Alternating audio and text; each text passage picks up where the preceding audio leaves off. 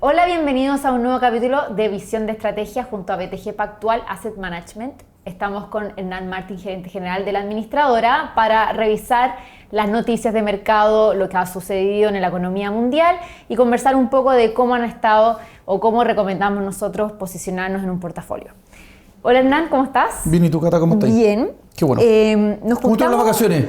Las vacaciones bien, ¿las tuyas? Bien también. Bien, qué bueno. Espero que ustedes también, pero estábamos conversando que se ha pasado mucho tiempo, se siente como ha pasado mucho tiempo. Sí.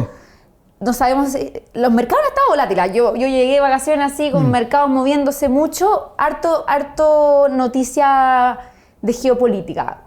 ¿Qué se ha conversado internamente? ¿Qué cosas han sucedido que han revuelto tanto el mercado, crees tú? Han habido varios hitos importantes, no marcados en el calendario quizás como lo que es tradicional en el mercado financiero, pero sí han habido varias conferencias y qué sé yo, entrevistas que son relevantes desde un punto de vista de lo que se ve para adelante. Principalmente ha estado marcado para afuera, obviamente. En Chile, la verdad que estamos en un proceso mucho más tranquilo ya de transición y faltan un par de semanas para el nuevo gobierno, pero la verdad que estamos absolutamente, eso está súper tranquilo. Aparte que febrero muere. Entonces. Aparte que, exactamente, Chile no existe en ese mes en particular. A ver, ¿qué es lo que pasó? Primero fue Davos, después del último video que hicimos en enero. Davos, el resumen, es una conferencia de principales empresarios, gobernadores, la verdad que se discute mucho política pública. Y la verdad que el foco fue los déficits fiscales, el gasto fiscal, las tasas y por ende esto ya traducido a mercado, obviamente, es la parte larga de las curvas que probablemente, dado lo que está pasando, la necesidad de financiamiento, va a tener un impacto en la parte más larga de la curva y pendientes más empinadas y partes largas más altas. Eso tiene implicancias en inflación y cosas por el estilo, pero la verdad que el mensaje en general fue en esa línea. ¿Ya? Después de eso, en febrero hubo una conferencia de BTG, un CEO Conference, que Andrés Esteves en Sao Paulo, que entrevistó a Scott Bessent, y la verdad que los takeaways son súper buenos. La verdad que uno se queda de alguna manera, se queda con Trump, con la parte mediática de Trump, y tiene un equipo que es bastante más político y bastante más empático con las contrapartes. En el caso de Scott Bessent, que si bien es bien parco, la verdad, tiene varios highlights importantes. O sea, la verdad, hablaba de que él decía que si bien es America First, hablando de US First, no es America Alone, no es US Alone. Entonces, decía, haciendo un puente un poquito con la región. O sea, diciendo que ellos lo que no quieren aguantar es este déficit comercial contra China, que es algo que tienen que resolver. Hablábamos de cerca de 300 billones de déficit y eso obviamente lo querían ajustar mediante aranceles, que también pasaron cosas por el lado de los aranceles. Habló de que en el caso de que la relación con Lula, más allá de lo que refleja Lula, es una muy buena relación. Eso se ha visto en Brasil, o sea, los flujos, nosotros lo hemos visto en los fondos nuestros, sí. En los fondos de tasas y en los fondos de equities, han habido un flujo brutal hacia Brasil. El performance del FX, de todo, de las curvas brasileñas, del Bovespa ha sido extraordinario. Sí. Y eso refleja también una visibilidad más positiva. Completamente distinto a lo que ha pasado con nosotros. O sea, la verdad que uno pone, si bien Boric y Lula probablemente representan cosas parecidas desde el punto de vista político, la relación es completamente distinta. O sea, acuérdense que Boric no quiso recibir a Marco Rubio, que hablaba presidente con presidente, ahora está todo el tema del cable submarino que está súper enredado. Bueno, en el caso de Scott Bessent fue una muy buenas cuñas, la verdad que hablando muy positivamente para la región y resaltó mucho, habló de Chile incluso diciendo que tuvieron un periodo malo, pero la verdad que ya no estaba recuperando, obviamente haciendo un guiño a Kast, y obviamente habló de Milei, habló de lo que está pasando de alguna manera en general en la región, así que bien por ese lado. Hubo una conferencia la semana pasada en Múnich, un congreso de seguridad, yo estaba de hecho escuchándolo ahora, que habló Marco Rubio, que lo encontré extraordinario, o sea, la verdad que con un mensaje súper positivo para Europa, buscando aliados, resaltando obviamente las diferencias, pero se ve, un poco lo que quiero decir con todo esto es que se ve un foco en la agenda americana marcadísimo hacia el tema geopolítico y de incidir en políticas globales. Eso es un dato. Y entonces, eso probablemente va a seguir en los próximos años que vengan. Y eso puede ser algo de volatilidad, sí, no. La verdad que lo que hemos visto hasta ahora todo lo que ha pasado, y la verdad que los mercados han andado muy bien. Los únicos mercados que se han ajustado importante a la baja, que hay que mirarlo con cuidado obviamente, son los ligados a esta economía digital, tecnológica, ¿ya? Software. O sea, el Bitcoin ha caído un 50% desde el máximo. Todas las empresas relacionadas también, la mayoría en realidad relacionadas al sector tecnológico, han tenido ajustes importantes. Sí. Ya, otro mercado que está bien afectado es el tema, son las compañías ligadas al private equity. O sea, son las empresas que prestan a empresas de software. Entiendo que los BDC y la... Esas, pero o sea, si uno ve Carlyle, ve Blackstone, ve, qué sé yo, KKR, del máximo lo mismo han caído, también un máximo histórico, pero han caído 40% más o menos. Son ajustes importantes. Entonces, vamos viendo cómo se desarrolla eso después de valorizaciones que son un tema, que lo hemos discutido en otros videos. Y solo para cerrar el círculo con respecto a lo de afuera, lo último creo yo que son el tema de las tarifas, que se declaró ilegal. Yo creo que eso está lejos de haber terminado, yo creo que eso va a haber un desarrollo. Estados Unidos, yo he visto distintos números, pero son órdenes de magnitud importantes desde el punto de vista de lo que ha recaudado mediante las tarifas. O sea, se habla de cerca de entre 80 y 150 billions.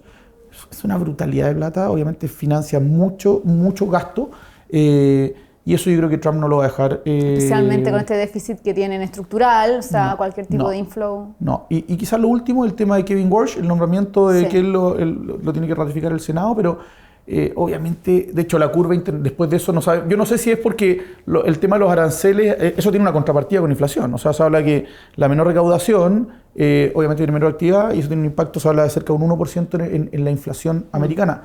Y eso hace que obviamente las tasas no se necesiten tan altas. Puede ser eso, o puede ser el nombramiento de Kevin Warsh, que de alguna manera va a ser probablemente en el corto plazo. De hecho, ya dijo que él es súper reacio a las últimas políticas de la Fed. Él fue parte de la Fed en el pasado, por ende conoce esta dinámica y por ende yo creo que al principio va a dar lo que Trump está diciendo. Más adelante no lo sé. De hecho, cuando uno ve el background de él, lo habían denominado como un hawk, que en el fondo él era partidario de tasas más altas. Entonces, eso es lo que está pasando afuera. Yo creo que en general son cosas buenas, pero no vemos agotamiento en ciertos indicadores. Por eso es lo que estamos hablando de las compañías que gestionan activos privados. Estamos viendo los sectores tecnológicos por valorizaciones. El S&P está flat, el Nasdaq está negativo en el año. Cuando uno ve emergentes que están volando, Latinoamérica muy bien en algunos casos, ya se ven algunas diferencias, las monedas muy sólidas, las monedas emergentes contra el dólar, y las tasas han ajustado a la baja. Esa es como la dinámica del cóctel global. En el caso de Chile, a Chile le ha costado un poquito más. Chile hizo un máximo sobre los 11.000 puntos, se ha ajustado.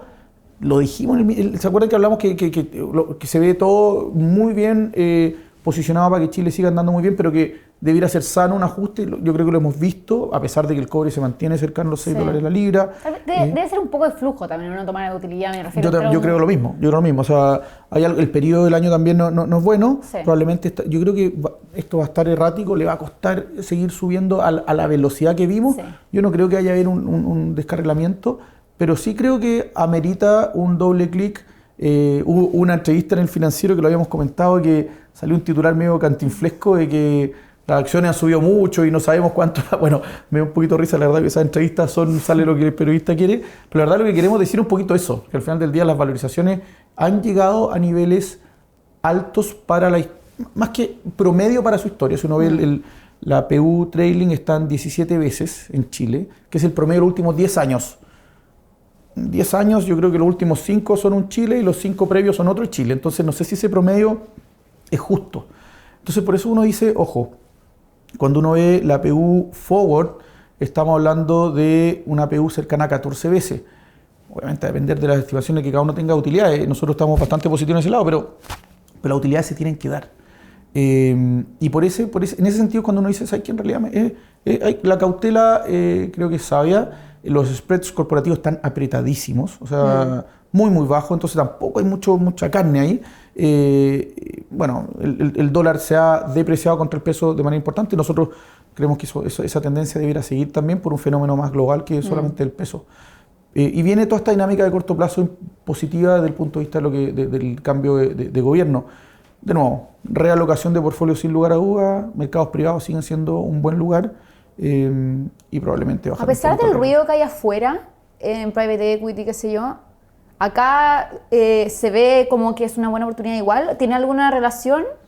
Yo creo que los mercados privados en los países emergentes tienen una dinámica completamente distinta a los mercados desarrollados. O sea, nunca tuvieron ese boom que se vio en los países desarrollados. Están súper descorrelacionados, ¿no? O sea, nosotros hemos tratado de hacer ajustes, ver, por ejemplo, cuánto es el cap rate de sector comercial en Estados Unidos versus Chile, y la verdad que en periodos hay correlación y en otros absolutamente van en direcciones opuestas. Entonces, nosotros creemos que por lo menos en Chile se ha visto, todavía hay un rezago en esos indicadores. De hecho cómo ha evolucionado los precios en algunos activos que indican eso es completamente distinto a lo que se está viendo afuera. Así que, no, yo creo que no. Eso debe ser algo más idiosincrático también. Acá, obviamente, en la medida que se destraben ciertas cosas, menos permisología, por ejemplo, y cosas así, en la parte de real estate por lo menos.